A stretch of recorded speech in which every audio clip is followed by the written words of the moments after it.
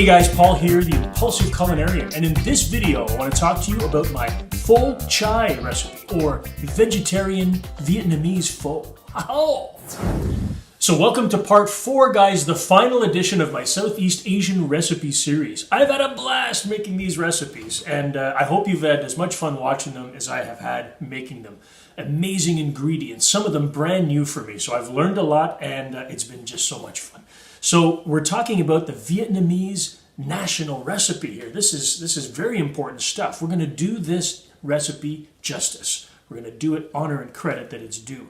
And so I've done a lot of beef and carnivorous recipes at the start of the series. And so I want to appeal to some of my vegetarian viewers and take this very iconic recipe, and we're going to sort of change directions a bit. We're going to do a vegetarian version of pho, which is known as Pho Chay. All right, so Chay means anything vegetarian or vegan. So, it doesn't mean that it's any less complex or less important. And we're going to really take the time to do this recipe justice. So I want to talk to you about a few of the very interesting ingredients that are going into this. So, of course, there's some incredible spices. So, one of them being this star anise and cardamom pods. If you've ever taken a whiff of these these are powerful. You don't use more than 2 or 3 at a time. Coriander seeds, okay? These are whole coriander seeds. I don't know if you can see that in there. As well as some fennel seeds. We're going to be using whole fennel seeds. Cinnamon sticks. So most of them familiar, some of them not so much. I honestly believe that a mushroom is a mushroom is a mushroom. And very rarely will I ever buy anything but the regular standard, white button mushrooms. But for this dish, we're definitely going to go with something a little bit more exotic looking. The price isn't that much different. Sure, they're a little bit more expensive, but I find that they just look so good in this dish. Now I want to get the name right. These are called either enoki, all right, or inokitake, all right. So however they're labeled at your store, and they look lovely. They're these beautiful long mushroom stems, little knobbies on the end, and they taste like mushrooms. If you try one of those, you're gonna say, well, if it wasn't for the texture, you probably wouldn't know the difference. But they look awesome in the bowl for your presentation. And of course, the standard chilies. This is a condiment that you can add on. So I've got a couple of just regular chili peppers. If you can grab some of those authentic Thai peppers, which I've completely exhausted my supply now. I may have a couple of green ones in the fridge, but those are really good too, a little bit more spicy.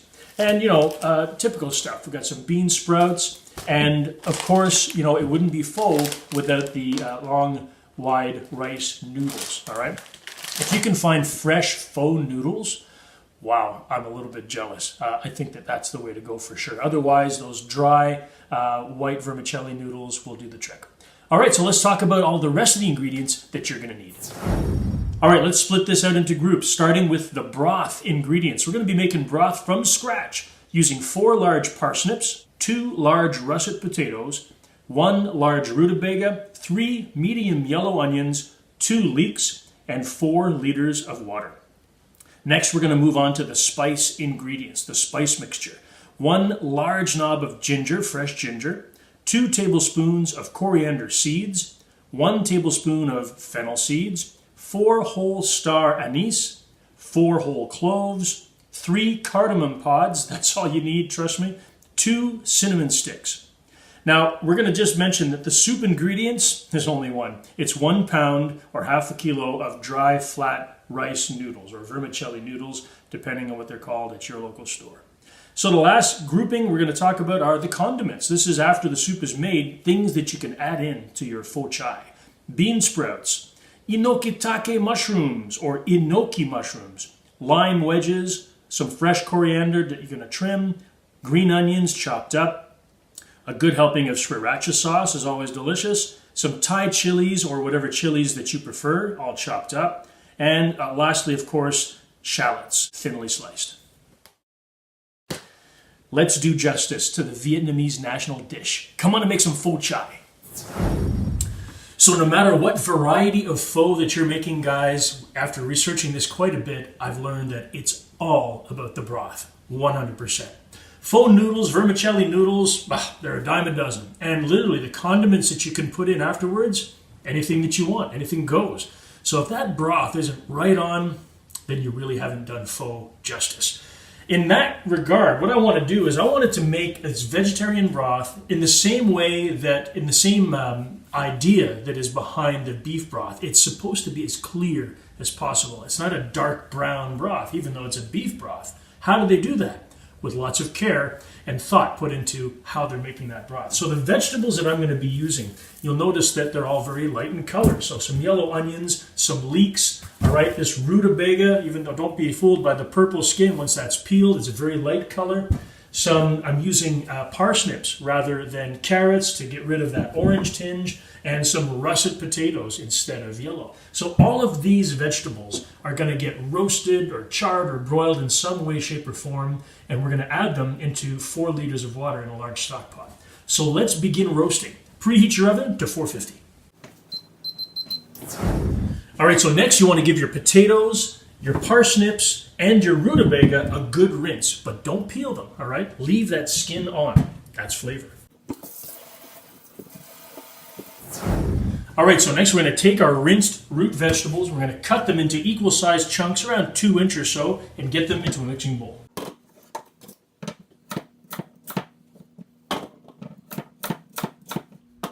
So there are my root vegetables, all cut into large 2-inch chunks. So I'm going to add a little bit of olive oil and a generous amount of salt and pepper.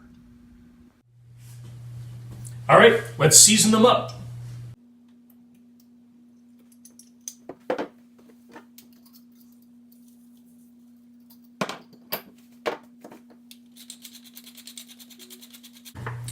And give them a good toss. So once you've got those root vegetables all seasoned up, guys, you want to transfer them over to a parchment-lined baking sheet, preferably a large one, and spread them out in an even layer. All right, so get those in the center rack, roast them for 20 minutes. Okay, so while those vegetables are roasting, get yourself a big stock pot. Add 4 liters of water into the pot. So I know this recipe calls for 4 liters, but I'm adding an extra half a liter just to account for some of the evaporation. I don't want to end up with less than 4 liters of broth at the end. Get that over maximum heat. All right, so while the vegetables are still going and my water's heating up, I'm going to prep the leek. So I'm going to chop off the end, cut off most of those green leaves at the top, but not all of them, and I'm going to slice it in half.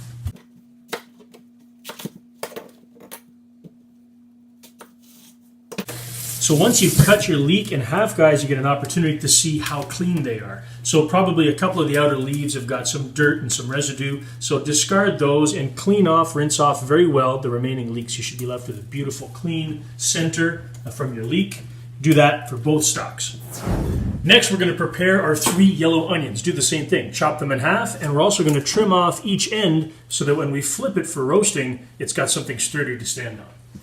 So once you've cut your onions in half like this and you've cut the other end off so you've got 2 flat surfaces to turn it onto, and get rid of any of these sort of fledgling peels hanging around so you get a nice piece of onion that you can roast. Well, there we go. Onions and leeks trimmed and washed and at the ready.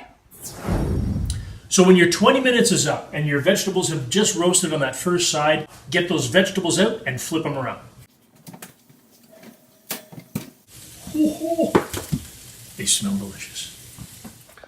So guys, this is really an ode, a tribute to the flavors that we would expect out of a great pho recipe. So just a little bit of browning on some of those vegetables, not all of them. We don't want them to be really dark and golden because that would change the color of the broth. But I'd say that is ready to go back in the oven. Once they're flipped, pop them back in for another 15 minutes.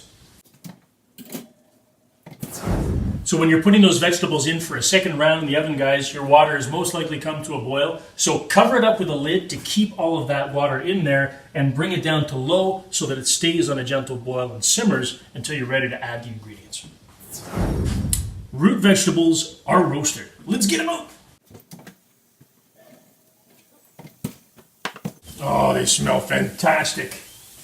That's a very quality ingredient to start off any broth, I would say. So we're going to take these roasted vegetables and get them in our simmering water.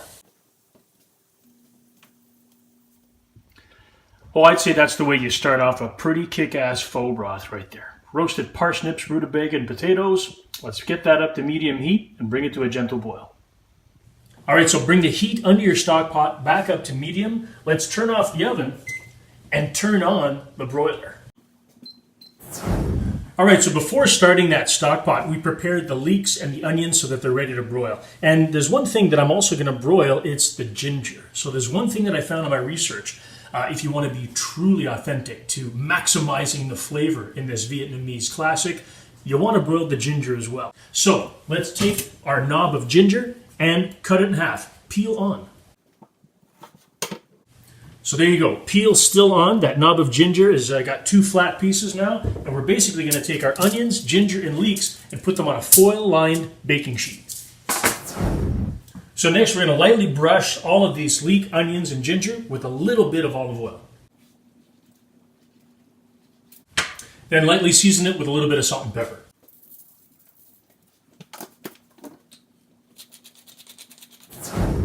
All right, so paying close attention, guys, after around 7 to 8 minutes, you should see a nice charring layer starting to form on those onions and ginger. That's when you want to get them out and flip them over. Oh, just beautiful. Just a little bit of browning, not too much coming off of those onions. And even the ginger's got a little bit of color. So we're going to flip them over, put another little bit of light oil on the other side, season with salt and pepper, back in for 3 to 4 minutes. Yeah, they look about ready. So after another 2 to 3 minutes on that second side, guys, turn off the broiler, get those veggies out. Just perfect. A nice little bit of color on those onions and on the leeks. Now the ginger, we want to keep those in a separate dish. So we're going to keep them aside for when we do our spice mixture. But the leeks and the onions are going into the stock pot. Just delicious. What an amazing smell. So you want to let that simmer for a minimum 2 hours, guys. Covered up on the lowest heat possible. If you can spare the time, 3 to 3.5 hours. The longer that you let it simmer and stew, the better the flavor is going to be. So see you in at least 2 hours. All right, so my broth has been simmering for just over 2 hours, and it's time to move on to the next step. So let's have a look.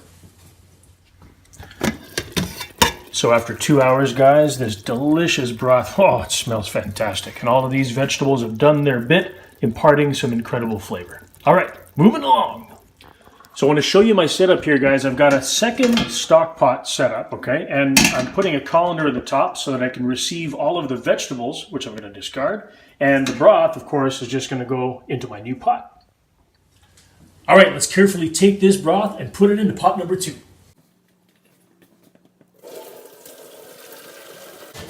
Okay, nicely strained. Let's get pot number 2 back over the medium heat. All right, so the next thing, guys, we're going to get a dry, non-stick skillet over medium-high heat so that we can toast all of our spices. So here are the absolutely flavorful ingredients of our spice mixture. We got fennel seeds, coriander seeds, a couple of cinnamon sticks, that star anise, and the cardamom pods. You can also see my cloves in there. All right, so when that pan is good and hot, get those spices into the dry skillet. So you just want to stir those around in the dry skillet every 30 seconds or so and toast them for maybe 2-3 minutes max. When you start to see those seeds getting a little bit brown, you remove it from the heat because they're ready to go. So those fennel seeds will be the first ones to be the indicator that they're all nice and toasted and ready to go in the broth. Okay, we're done. Take them off the heat. So once those spices are nice and toasty, get them into the broth. And don't forget to add your roasted ginger. The wait's almost done, guys. Let it simmer for another half hour. So guys, in preparation for the very last step, I want to strain this sauce as much as possible to get it nice and clear. So to do that, I've got yet another pot ready to go. It's a little oversized, but that's what I'm going to use. I'm getting a strainer, but that is not enough. I'm going to get a nice thick piece of kitchen-grade cheesecloth, line that strainer so that when I pour my final broth, nothing will be left behind except the beautiful, flavorful liquid that we spent time creating. So while that's all prepping, great opportunity to make some vermicelli noodles and prepare all of the condiment bowls. Every single pack of rice noodles I've ever bought almost always has slightly different instructions. So just follow the package directions, guys, and do what they tell you. So there's one thing I do like to do. When the rice noodles are done, I like to transfer them over to a bowl of warm water just to keep them from sticking and, easier to manage when you're ready to serve. All right, so once those rice noodles have just a little bit of chewiness left to them, you want to drain them out as much as you can and transfer them into your bowl of warm water. Well, I can't wait another second. Let's strain this final version of the pho broth. Holy canola. The smell coming off of this when I open up the pot, guys, it's freaking magical. Absolutely spectacular. All right, let's strain it off into our cheesecloth contraption. Carefully strain away. All right, get this strained pho broth back on the burner over medium-low heat. All right, there's no more waiting around. Let's get 2 big ladles of that delicious broth into a serving bowl. All right, so get yourself a good portion of nicely cooked vermicelli noodles. Give it a little twist. And decorate how you see fit. Well, I can't tilt it to show you, so we're going in. Mobile cam. Well, guys, I feel pretty confident in saying that we've done everything that we possibly can to respect the integrity of Vietnam's national dish. I present to you some Pho Chay. So, guys, the proof is in the sauce. That's a beautifully elegant, absolutely authentic Vietnamese broth. I would serve that with pride any day of the week. The only thing that can make it possibly any better is a good shot of sriracha sauce. Now that, it depends on your taste. Maybe the chilies are enough, but I think that really finishes the dish. Guys, I hope you enjoyed this video. My name is Paul, the Impulsive Culinarian. And if you liked it, be sure to smash that button and subscribe to the channel. Can't wait to show you what's coming next. So guys, be sure to join me for my Thursday videos, my quick and easy healthy recipes every Thursday night. And of course, every Saturday, the featured gluten-free, dairy-free videos. Oh, I can't wait to tell you the next series that's coming up. And every Wednesday, why don't you join me for a drink live right here on YouTube and Facebook from the Impulsive Culinarian Kitchen. I'm opening up a brand new vintage that I can't wait to share with you. Guys, I will catch you in the next video.